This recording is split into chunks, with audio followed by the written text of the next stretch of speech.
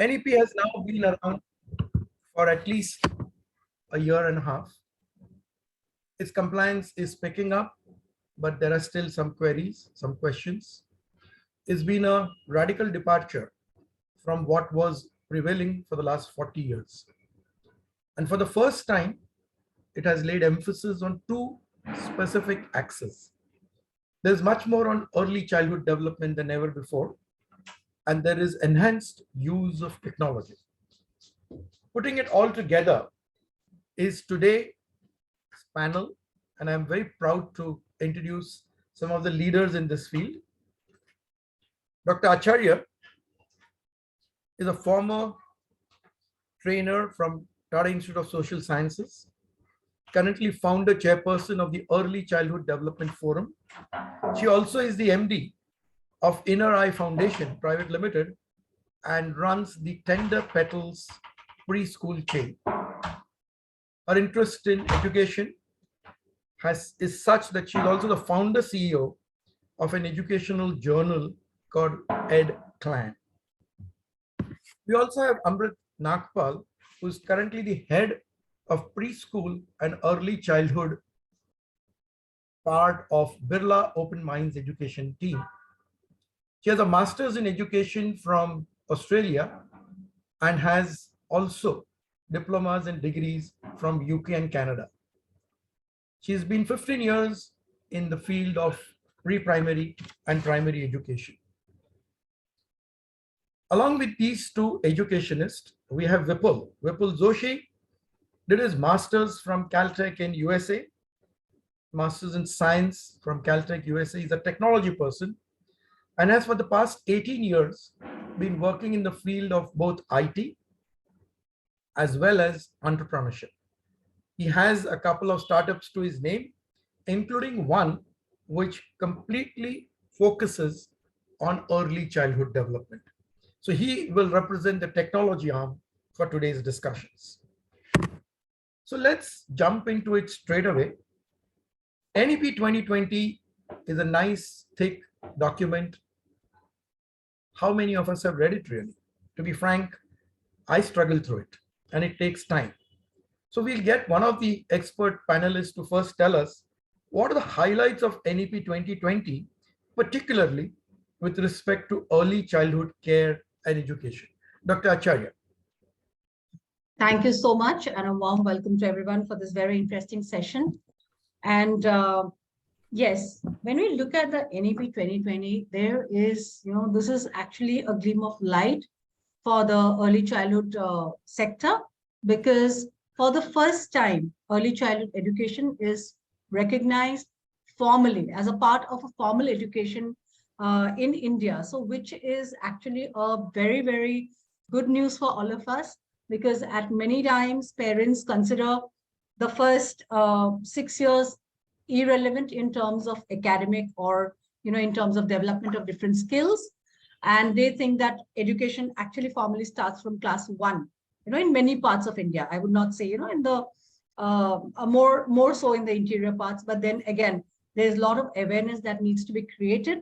And now that NEP has formalized early childhood education, there is, I think, a huge, it's going to be a big eye opener for the parents in terms of the relevance and in terms of the importance of these crucial years, in a child's life, and how we can look for the holistic development, look for the overall development. When we look only into the cognition part or only the language bit, it's not really sufficient. We need to look into different skill areas so that a child develops into a complete individual and a happy child, a happy learner by the time they grow up and they start grasping the actual knowledge of the real world, in the sense implementing what they have learned.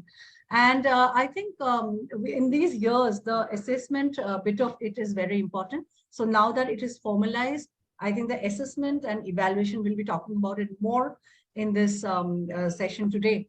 But I would just want to touch it, on the surface, that again, this would come to the forefront in terms of the learning outcomes and how, the children can be developed in the best possible way in these years. Thank you so much, Mr. Shure. Amritji, let me come to you on this. Dr. Acharya spoke of parent involvement. Can you expand on that for us? Uh, yes, I'll expand on it. And I think Dr. Acharya spoke very minutely on what NEP talks about. So, where the NEP also focuses very strongly on the collaboration between the school, which comprises of the teacher, as well as the parent. So we're looking at more collaborative work between the school and the parent. So when I mean that, I not only mean homework, I don't mean focusing a lot on homework, but what the NP also focuses on is not only the collaboration between the two, but also parents having that knowledge about early childhood education. So when I mean knowledge, parents, NEP also very categorically focuses on skill development. So when I mean skill development, I mean that, the cognitive skills, what Dr. Acharya spoke about, the holistic development. So it's not only about your cognitive skills, it's also about your social emotional skills, because these skills are also very important in the early childhood years. Children need to know how to communicate when they are angry, when they are happy. And, at this age, children usually express their anger by pushing, by grabbing things. So what NEP does is NEP tries to educate the parents' involvement, and parents are educated in a way focusing on how parents can look at holistic development, which later helps us focus on the 21st century skills. Technology is fast moving. What we're teaching our children right now, 20 years later, it's going to be something else. And so, what NEP really tries to do is educate parents about what kind of education will be required. So, if you see the NEP goal, it refers to a goal till 2030. Uh, there's a benchmark given that till 2030 we have to achieve this as a country, which signifies that technology is fast moving, and till 2030 the entire country has to be on a certain benchmark, and from then forward I'm quite sure that there will be furthermore changes in NEP. What NEP also focuses on, which I absolutely like, is focusing on the local language. And that's important. Now, when we talk about metropolitan cities, we talk about a lot of migrant crowd. So, I may have a person moving from north of India or east of India to Hyderabad, which is south of India, but at least the child should be aware about the basic knowledge of Telugu language if the child is moving to Hyderabad, and vice versa. If a child is moving from south of India to north of India, it's the same thing. Basic communication is required in local languages. So for me, the more languages a child knows, the faster the brain develops. And it just shows the language part of the brain being very active, which as Indians, I think we are very active. The language and the reception is very active in Indians, because on an average, we know about 2 to 3 languages. We can speak 2 to 3 languages, which helps us better than the foreigners. Foreigners hardly know 1 or 2 languages. You'll very rarely find somebody from a foreign country who says, I can speak 5 languages. And that's the beauty about NEP, that NEP allows parents to do that. So I feel the local language should be taken in a very positive stride, even by the parents. So the NEP really educates not only the teachers, but also the parents to a very great extent. It is providing the parents a lot of knowledge about the skill set that is required by a toddler, by a kindergartner, which really makes a lot more sense. That parents should be aware. And when it is coming from the NEP, it also means that the information that they're giving is validated, because it is backed up by educators who are having a lot of research in the field. So that's how NEP helps the parents also. But this for both the panelists actually, NEP 2020 is such a paradigm shift from the way we've been conducting early education so far. I'm sure there are plenty of challenges. I just want to come to Dr. Acharya. You are, of course, running Tender Petals as a preschool activity and education. What are the challenges that schools are facing with respect to MEP guideline implementation? That is a very interesting question, in the sense when we look at it just from the front, everything looks very, very nice. in terms of, how we are conducting our classes, the activities that we are doing with children for their holistic development. But when we are looking at the assessment or the learning outcomes, there is, I feel, a major challenge because in the early years, most of the assessment happens only with observation, very keen observation, and proper documentation of the entire observation process. Now, in a preschool, which, caters to about 15, 20, 25 children in a one classroom, provided, there's an ayah or probably there's an assistant teacher as well. But giving such detail or looking or observing the child in so much of detail and assessment is sometimes, a challenge for educators. Another important aspect is I feel that many of our educators who are also trained, who generally, they're trained educators, but then certain challenges occur to them in terms of dealing with children who are very young. It's very easy to label children. It's very easy to, just because of one mood swing, we just say that, oh, this child is so moody. But it's not like that. It's overall. It's, the overall observations that we have. And then finally, we get to know about the child. So the manual, again, there's a manual process of reporting. We generally do our we call it the performance level. So we do our performance level.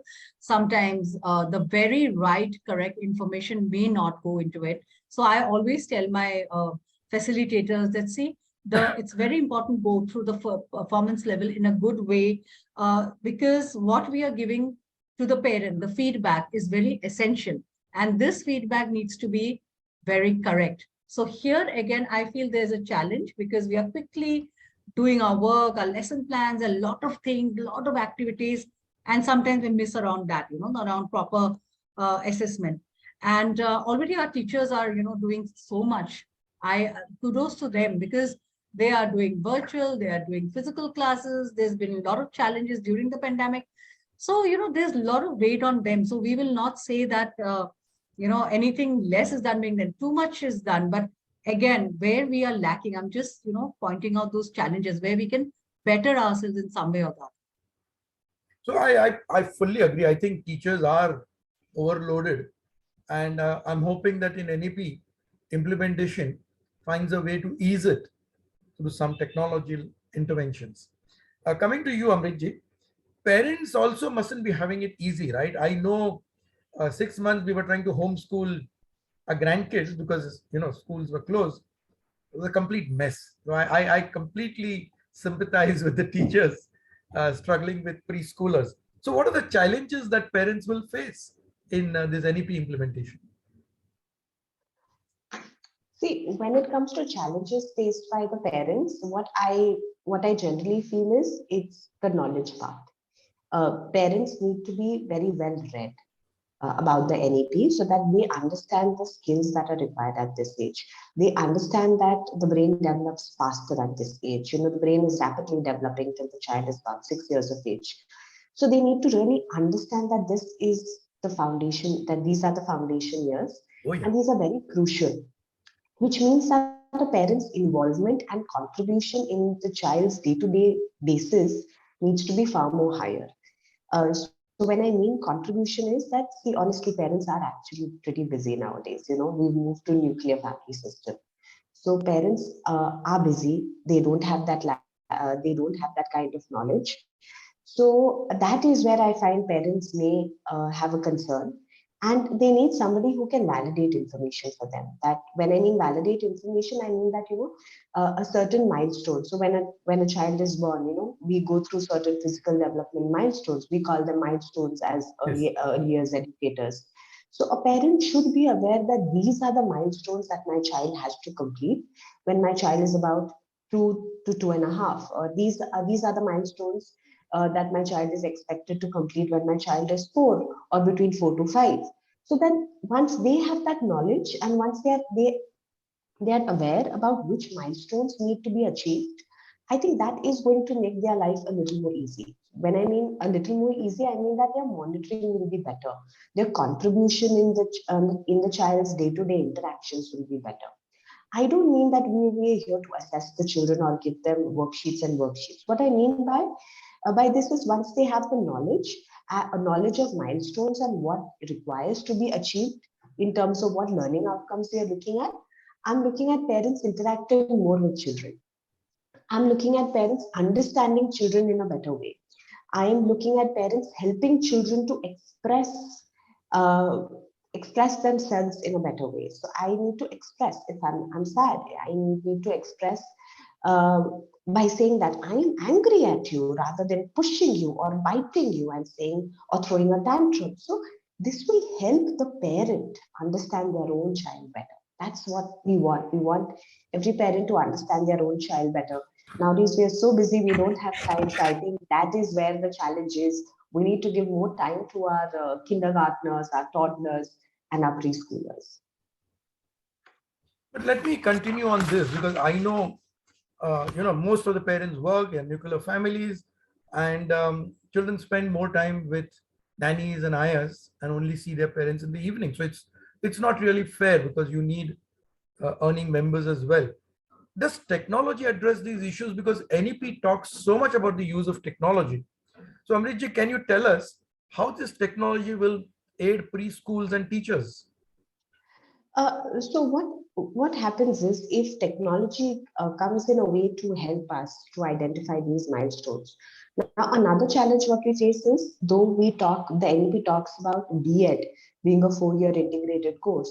NEP does not talk about the early childhood education being an Right. important course for the teachers who want to work with early foundation years. They don't talk about that. So I feel I'm looking forward that the NEP in the forthcoming years should start talking about how important it is that if you're a preschool teacher to be qualified early as educators. Oh, yeah. And along with that will come the knowledge. Today, most teachers may or may not have the knowledge Hmm. of the developmental milestones or what is required as skills 21st century, or what is holistic development and all-round development. So if we have something which helps us identify this, what are the different milestones and what is expected at the different age groups, how to assess them would make teachers' life a little easy, would make parents' life a little easy. So technology here helps us save time, basically. That's what we are using technology for, right? We're using technology because it's helping us save time. We need technology because it's helping us validate information. So there are plenty of information that is available on, you can say Google Auntie or Google Mom, whatever you call it. There is plenty of information available. Now, we really don't know which information is valid because the information that is available on the internet is available globally too. I may read up a document which happens in the Western country, but may or may not be applicable to my own country. Right. So I need to have information validity as per the needs of my country, and even within our country, there are separate regions. We've got cities that are metropolitan where parents may be Sure. more involved, they're more fluent in English. We may have cities in like tier 3, tier 4 cities. So my scope of work works with my challenges are what about a parent who's in a very small town in Bihar? What happens then? You Correct.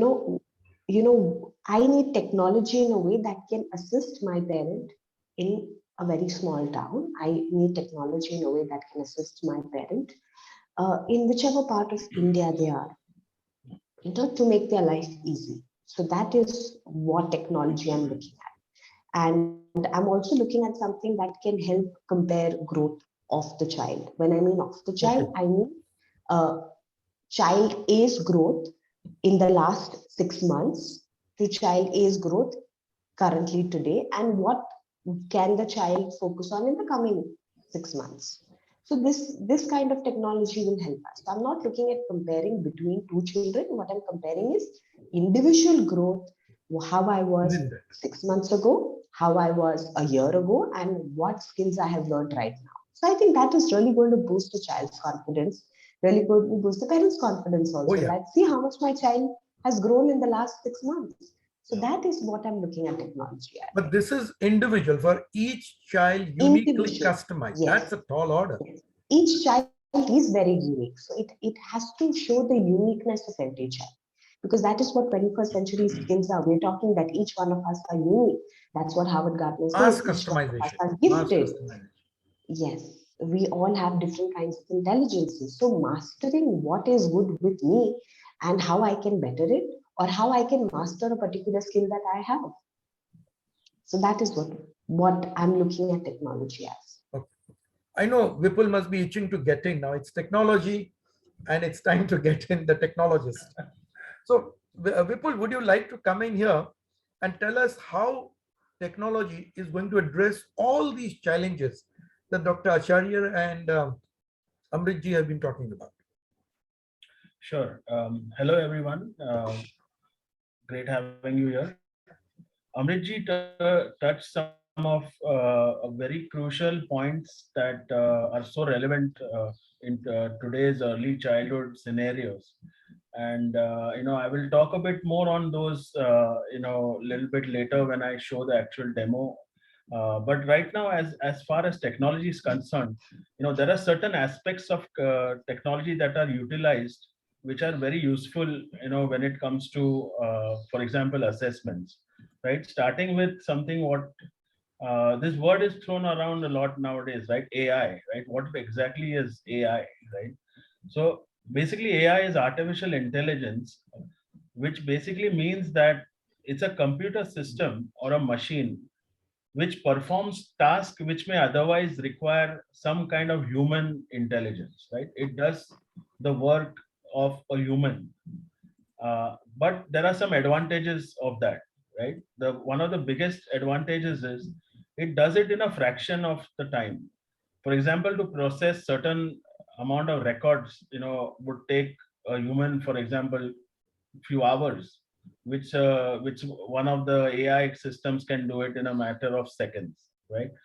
Another aspect that AI brings is a factor of accuracy, right? There is no condition of some kind of error happening because of some human tiredness or distraction or any of that sort. Also, there would be any bias, like Dr. Acharya pointed out that certain thinking that may translate towards labeling a child in a particular type or manner, which can happen with humans but will not happen in a sophisticated artificial intelligence system.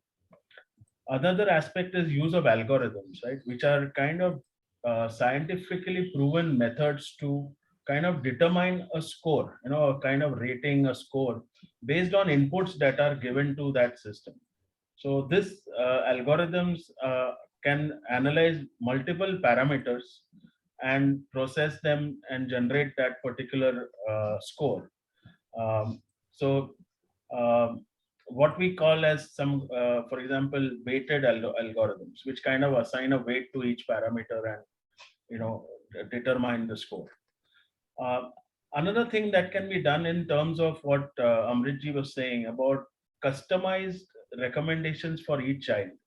So this is something also which the technology aspect can do where it analyzes the scores of for each particular child and determines which are the areas that the child needs, for example, encouragement, and then provides recommendations catering to each child. And the system can do this to lakhs of users, without having any issues with data from here jumping over there or any of that sort, right? So we can have parallel, what we call parallel processing, which can be done for thousands of users, which can get uh, those kind of recommendations.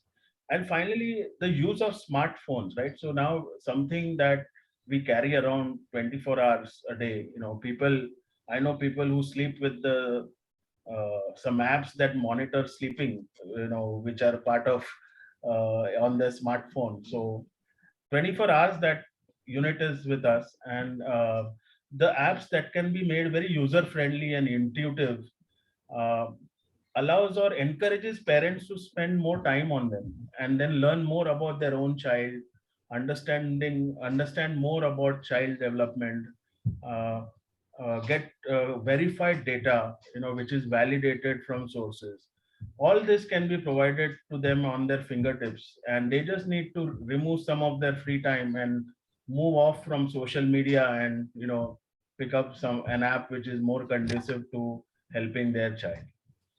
So this is how certain aspects of technology are now very useful when it comes to education. Vipul, I mean, I know technologists will always use a little bit of jargon. I'm just trying to understand if I got you right. What you've said is that it removes human bias. Your artificial intelligence makes it more objective in the assessment and is able to customize even if there are hundreds of thousands of students, because it can uniquely qualify and keep records for each and every student or child, and makes it all available in a very user-friendly manner on a smartphone for a teacher or a parent. Did I get you right? Exactly, Suresh. Okay. You have nailed it. Okay, thank you. Because some of us are technologically challenged, so I'm just trying to make sure that I got it right. So tell me, how will these technologies help early childhood? Dr. Acharya, you have been looking at preschools and of course you are familiar with technology. How do you see these technology solutions working in early childhood? See, when we look at the technology solutions working in early childhood, I would look again into the assessment bit, because I am more keen on, how we are actually understanding the progress of the child. Like Amrit already mentioned, in 6 months' time, how much the child has progressed and in what degrees and levels, right? So when we are doing our assessments manually, when we are doing it, out of records, out of memory, there are a lot of assessments which happen out of, okay, the child did that, at some point of time. So when there is a technology intervention, we have more precise data in terms of, whatever outcomes we are looking at, or even technology in terms of teaching. Now, in the pandemic, we have seen how technology has helped us in actually moving forward with the education. Nothing stopped, learning never stopped in the 2 years. Many businesses stopped, many work, different kind of things stopped, but learning was always on. And it was only because of technology with the help. We definitely had some glitches. We definitely had a lot of challenges, but then we kept it, we kept going. And now, like, at that time, I used to very frequently say that technology is here to stay. Now that we are offline, it doesn't mean that we will now get away with technology, because it's been a very integral part of our lives, a very integral part of our learning system. And, it's overall, it's there. So now how do we best use it to make, the best possible outcomes for our children in the early years? That is with, assimilating technology and bit with the manual bit. I mean, the classes, the one-on-one interactions with a little bit help of technology would help us get better results. That is how I feel. So the right inputs at the right time for the parents. Absolutely. Okay. Amritji, would you like to come in here? I think this is a very big topic. Technology in early childhood development. Your views, please. Yes, it's quite huge. We've got to understand how much is too much. When we mean technology in early childhood education, like I said, I'm very passionate about brain development, only because I take pride in the early years, and the early years is where maximum brain develops. Okay, so when I mean technology, there are two sides to it. How much is too much is more for the child's point of view. But when I look at it as a parent, how much is too much? Can it really help the parent? That's what we're looking at. Can it really help the adult, which could be the school, which could be the teacher? That is where we want to focus on. I would just like to build upon what Dr. Acharya mentioned. She did mention about assessments, and I feel if we have a solution to where how technology can help assess children or keep a track record of the child's assessment in terms of what goals or skills the child has learned in the last 3 months, 4 months, that would really be useful as a tool for the school community.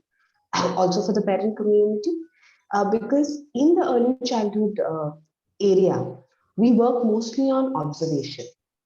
Now, it would be observation about a child. So, an observation can be done by any adult, which is the caregiver. So, it could be the parent who can do the observation and come back to the school. It could be the teacher who can do the observation and come back to the school, or in general, school. Because there are many resources in the school also. When I mean resources, I'm referring to human resources. So, because the entire earlier section is backed up by observation, so we need something to validate. And this is what we're looking at. So this is where I'm looking at technology coming into schools and helping us as a school community, helping our parents. So for me, just to build up on Dr. Acharya's point, let's take up assessment as a point, because assessment itself is very large in the early childhood. So we'll be talking about different parameters that need to be assessed. We're talking about cognitive development. We're talking about physical development. In physical development, we're talking about the cross-motor skills, the fine motor skills. We are also talking about social emotional skills. We're talking about language development. Language development itself comprises of different categories like listening, speaking, reading, writing, mathematical development. So we're talking about an extensive parameter for assessment. And assessment is very huge for the early years and for the earliest educators. So if technology can help us streamline it, if technology can help us make our lives easy, that would really be great. So let me do a quick midpoint summary. Vipul, both our educationists have set huge challenges for technology. They're looking at using scientific objective methods, artificial intelligence, so that the objectivity comes in, human bias is minimized. We are looking at various categories that Amritji said. There seem to be various subsections within the holistic development. We are looking at 360-degree multidimensional reports and regular but customized feedback on the child, 3 months, 6 months growth tracked with yourself. Do you think technology can handle that? Let us know. Yeah, absolutely. You know what I'll do? I'll just share a bit of few slides here so that our panelists as well as our audience can get a better, clearer picture.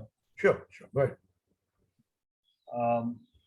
One more thing I would like to highlight is that the NEP has defined certain parameters, guidelines, or we can call it specifications when it comes to software terminology. And these are, many of them are technology oriented, or it could be kind of addressed using technology, which we have done at Boost My Child. And I will just highlight that aspect as well, so that many of our audience who are curious about knowing how the NEP specification can be actually put into practice, will be covered. I will also touch up on some of these points that both Dr. Acharya and Amritji have brought up, various parameters that are part of assessments, various challenges that are faced, how they can be minimized, and also an aspect about not just the assessments but also providing a solution, right? I mean, it is one part is understanding about where all the child, how the child is progressing, and knowing more about the areas that may require some encouragement. But what do we do about that, right? So that is also something that Boost My Child addresses, and I will cover.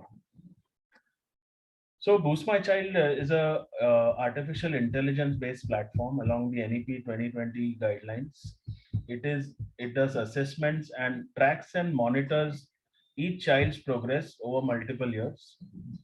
To achieve holistic development or all-rounded development, the areas that are lagging or not hitting those milestones that Amritji mentioned are identified and flagged, and the artificial intelligence takes care of providing recommendations to help uplift those areas.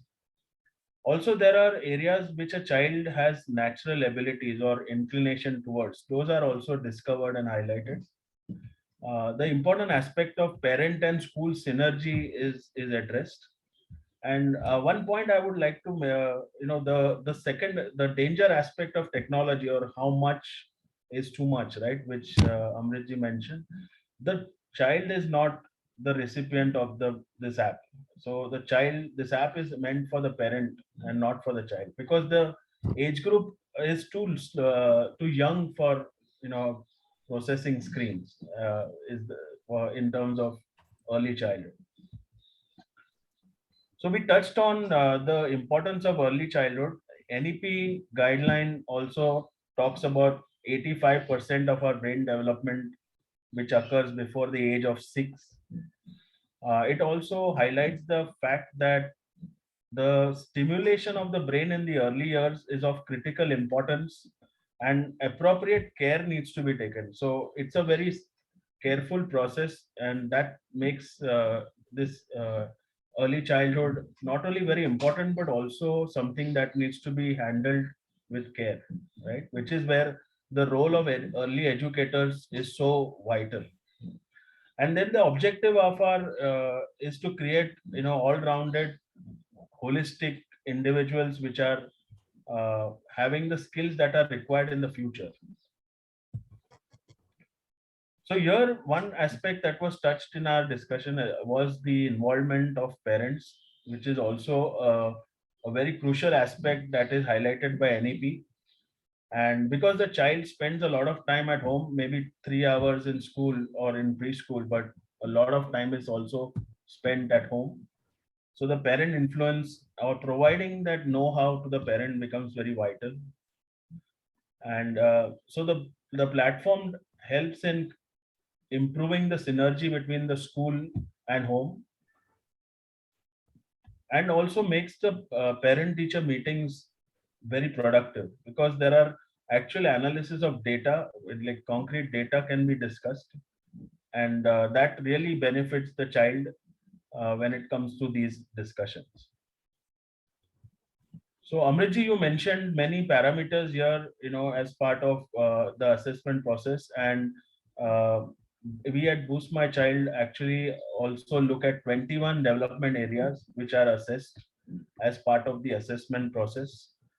And the reports that are generated are what NEP calls the 360-degree multi-dimensional reports, covering all aspects, not just cognitive, not just language, also strong weightage given to social emotional development, art and creativity, problem solving, general knowledge as well.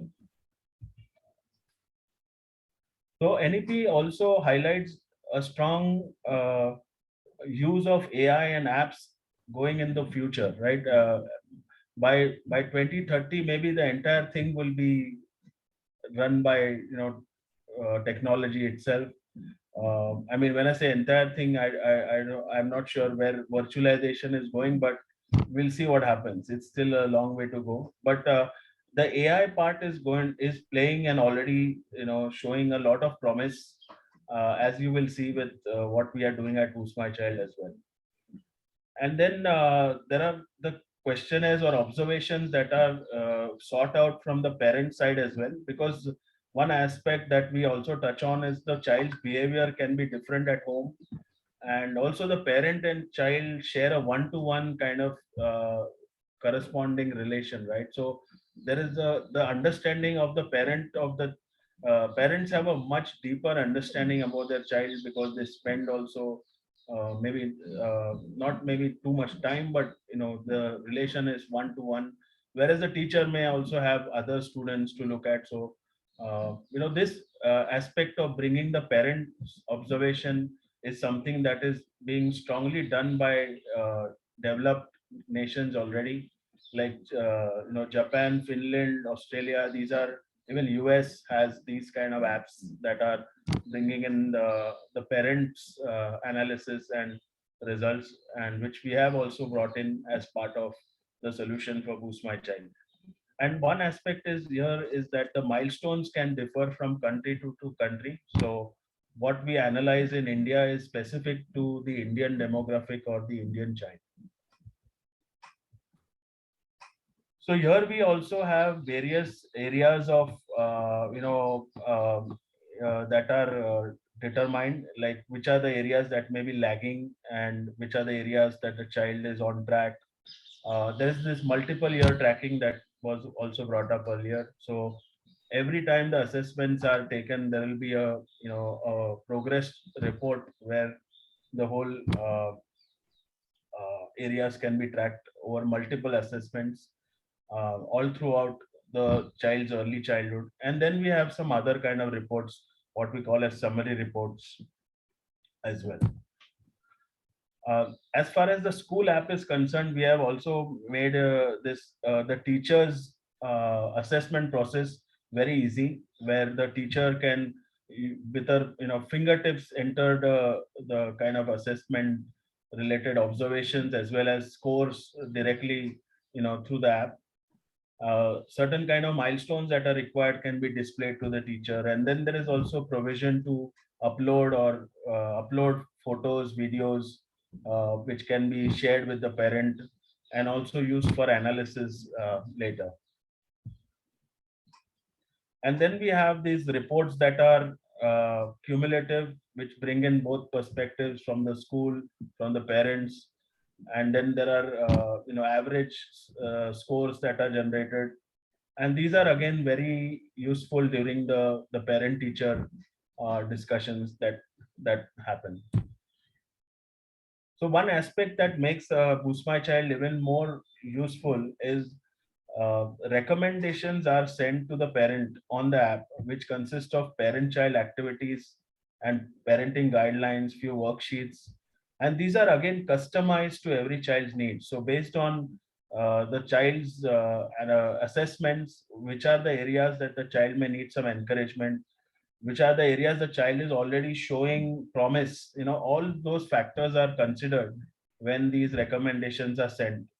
And this actually gets the parent also involved very happily. So the activities are a fun aspect that the parent and the child do together, which also helps a lot in the social emotional bonding. Right nowadays, one aspect that comes out, especially with us professionals, in our there's a very strong highlight brought up that the parents are so busy that they hardly get to spend any time with their child, and the child and the parent bonding becomes very weak, like the and that is very risky for the child's upbringing as well, because we have seen that the parent plays such an essential role in the child's life.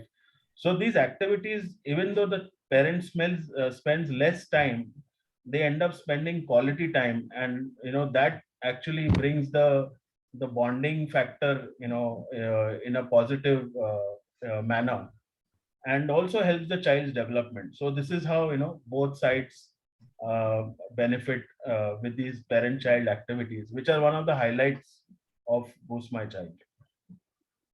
Again, Well, there are a lot of questions coming up, so yeah. This is the last. I just want to close off with what we really offer. We have the yearly subscriptions. We also have activity toolkits, which are age specific, which contain items that are used in these activities. And we also have some counselors who address parents' concerns or any of the parents' child development related queries. So as it's a kind of a complete solution for early childhood development. And for more details, anyone can visit our website or call us or WhatsApp on this number.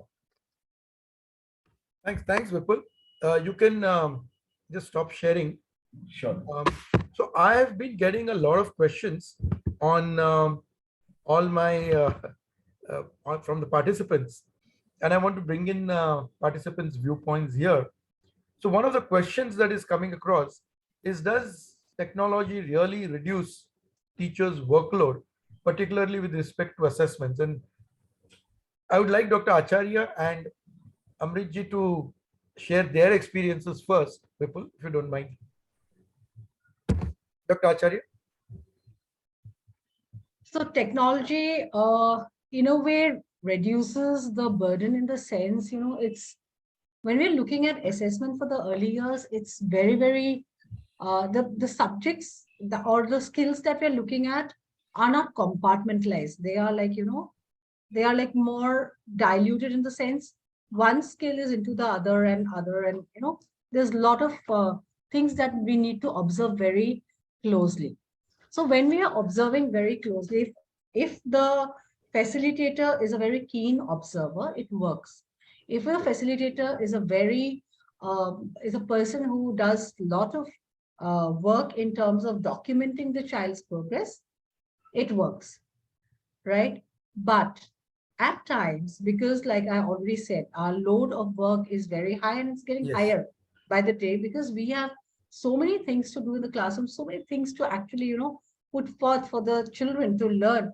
The assessment part becomes a little of a headache at times.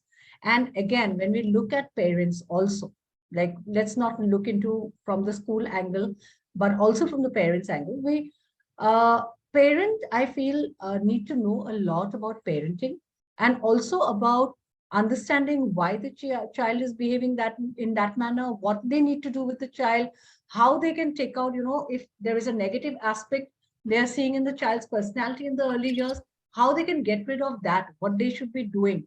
So everybody is not trained. Now, when, because I am so much into the parenting bit of it, like we are publishing this book on effective parenting, which is in our local language, so that our local parents understand. So I feel that parents have a lot of questions and parents are not sound. They do not have the sound knowledge to actually analyze the child's behavior. And in the process, we sometimes end up, labeling our own child or labeling, our neighbor's child, saying, different things. But we do not know the process of analysis, of assessing outcomes, or give them solutions in terms of what they need to know or learn. So in that case, technology intervention, I feel, is very essential, and it gives us some kind of direction to what we are doing with the child. Are we going in the right manner? How is it unfolding with the child in terms of the progress that we can see? So all of it, I think, matters a lot. And that is what I have to say. And over to you, Amrit. Amrit, So for me, what happens is when it comes to technology and assessments in particular, I quite agree with Dr. Acharya. That the assessment what we do in our schools is very detailed. Now, looking at the app, looking at technology, I think it's made our lives easy. But at the same time, what we really need to understand is that how many schools have smartphones? Correct? How many schools are giving smartphones to teachers to make their lives easy? Also, what we need to understand is that we need to take an evaluation of how much time it's taking for the teacher to log into assessments. Because there is again a paradigm shift here. We are so used to working manually with papers and maintaining records on papers and giving it to the parents that now we're asking them, no, we will maintain it digitally. It's going to be in an app and you're going to have it with you. So how feasible it is for the teacher as well as the parent, that is what we need to figure out. And also we need to understand that how much time is it taking for the teacher, because for the teacher, it's a paradigm shift. So like, we say that the first few teeth are always troublesome. So we're going to have some teething problems initially, sure. but I'm sure it will go a long way. But those teething issues need to be sorted correctly at the right time. So if we have issues, what is the support system that we will, what is the support system that the teachers are going to get? So when we look at all those aspects, maybe it may help, maybe it may not help, but there are going to be a lot of other challenges also that the teachers will face, like lack Vipul, of you've smartphone. already implemented this in a couple of schools.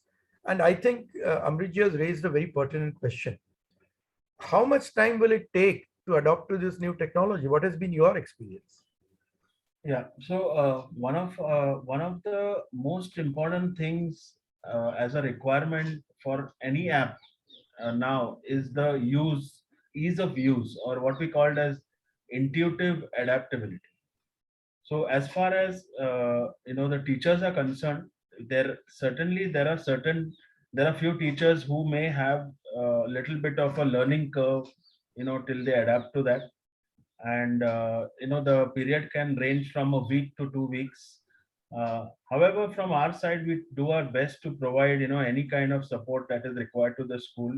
We also do an initial webinar kind of a session for the teachers to kind of orient them on how to use it, etc. And we also are listening to feedback. So any school comes up and says, hey, we are facing this problem, we make sure that we fix that problem in the next iteration that comes up. For any vertical, right? If you look at finance, we look at manufacturing. So there was always a little bit of a learning curve that technology brings. But once you learn that aspect of it, the benefits it provides are way more than that effort that's required to learn that technology.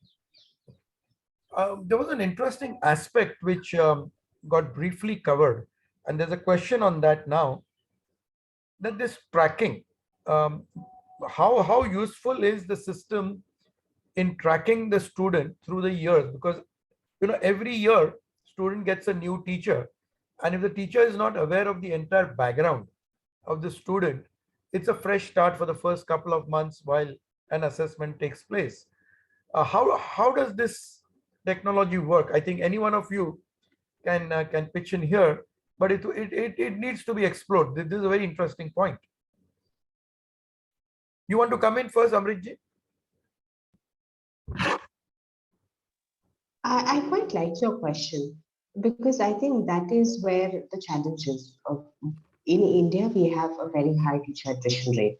So for me, what I understand is if it's a teacher, the first teacher who was with the child, if they have logged in the correct data, then I think the second teacher who comes in or the new teacher who comes in will have some information about the child. But what if there is no information about the particular child logged in already? So is there a timeline to log in data, like you have to log in weekly, monthly, or every fortnight? Then it makes sense because teacher attrition rate is very high in our country, especially in the earlier sector. Sure. It's higher in the earlier sector. So we keep losing teachers for various reasons, and because of which we find it harder to maintain a system like this.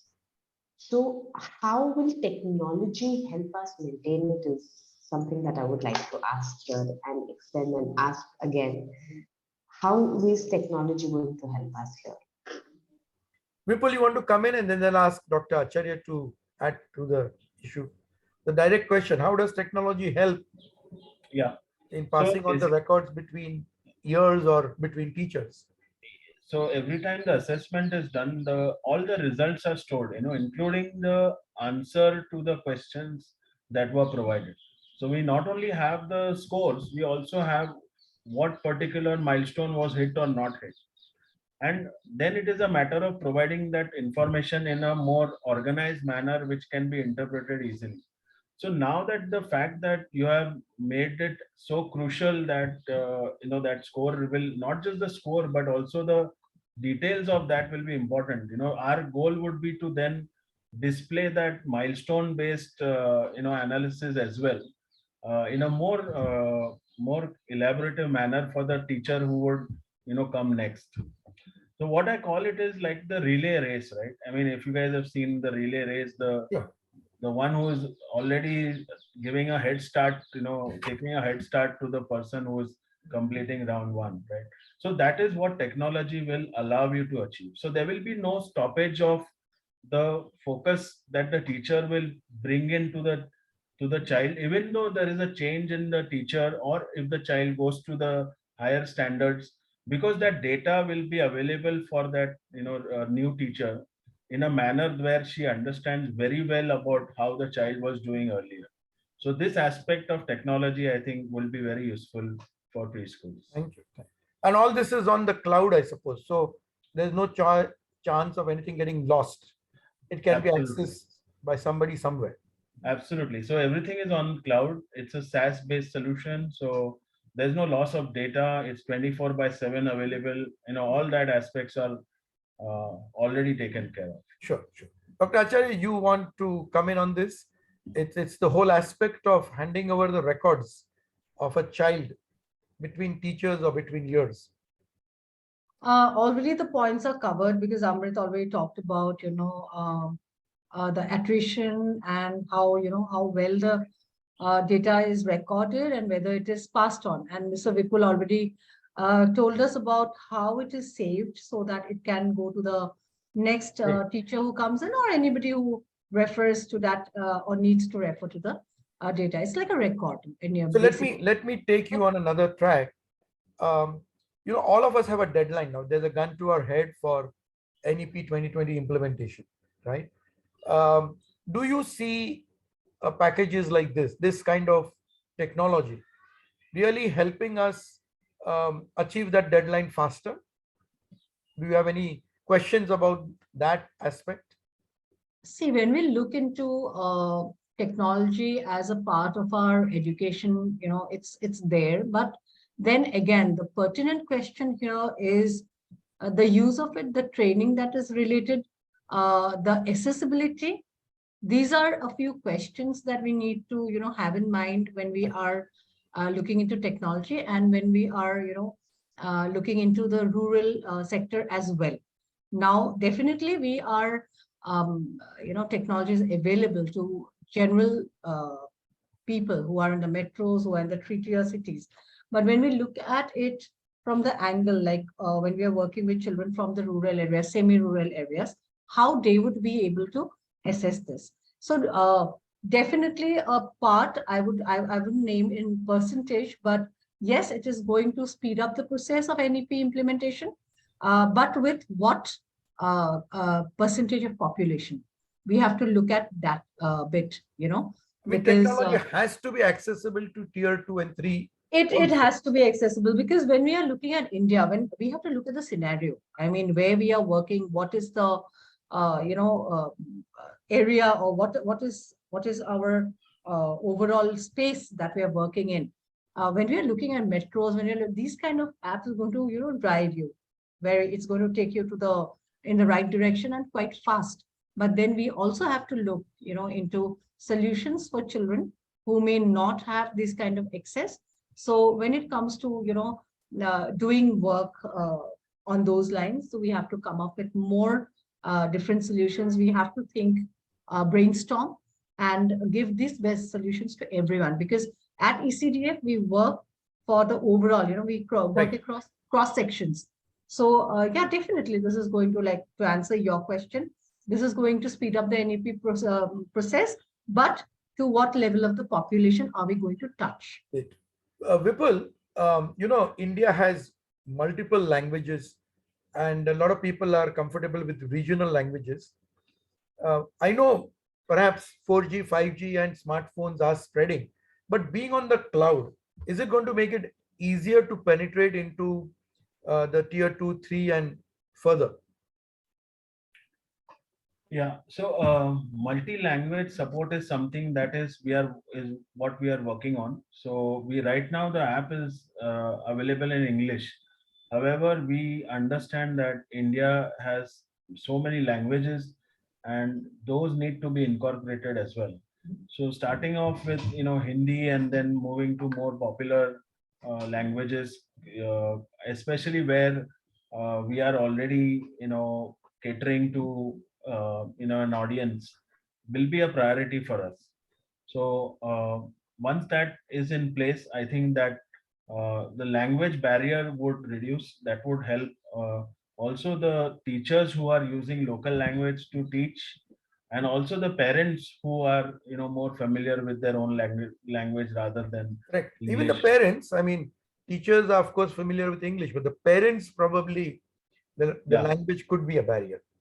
And as far as accessibility is concerned, then an internet connection, even if it's little slower, will do. But some kind of internet connection with either a laptop or a smartphone will be required for us to reach there. Right. So this is going to be an a requirement for us, depending on the tier 3, or even if it's a village, to have that aspect covered. Correct. Well, I've run out of questions, and I think we've also run out of time. I know I was given an hour to manage this session. So thank you. I think wonderful points have come across, and the panelists have given a very clear vision of how they see the role of technology in the implementation of NEP, particularly for early childhood.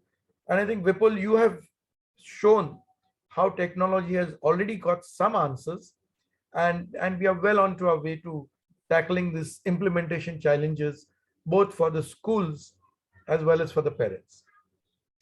With that, I think I'll draw this session to a close, and thank you, Amritji, thank you, Dr. Acharya, thank you, Vipul, for a most interesting and informative session.